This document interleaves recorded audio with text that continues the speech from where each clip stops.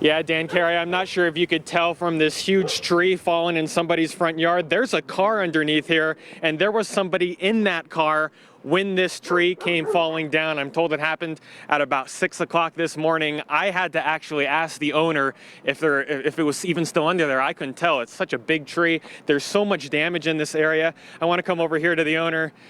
You were here when it happened, or you heard about it? Tell me what's going on. My daughter was in the car getting ready to go to cheer practice, and she called me and said, "Dad, I'm stuck." And we came outside, and my neighbor and I got the branches loose and got her out, and it's been there since. It's very difficult to find, and luckily she hadn't left yet, so the branches just missed her. What did she sound like on the phone? Scared, just the violent crashing of the tree landing on her was very scareful for her. So she's calmed down a lot since now, but it was definitely a frightening experience for her, as anyone would experience. Well, we're hearing so many stories just like yours across northern Utah.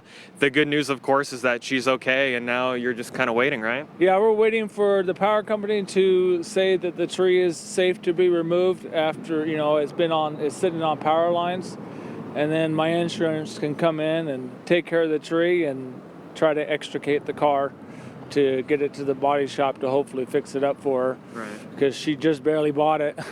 Which one is your daughter? She's the one that was driving. She just barely bought it. Do you mind telling us what that was like? It was just scary. I was like, oh, that wind came in very fast. And so I tried to dart to the other side of the driveway. And then also there was just a tree over me. And I was like, what the heck? Because I stared at it for a few seconds. And I was like, oh my gosh. And then I just started calling my mom. And it was scary because I just got in a car accident a few months ago. So I did not like it. How bad was the wind this morning compared to right now? Very bad. When I walked out of the house, it kind of blew me aside, and I was like, oh, I don't want to drive there.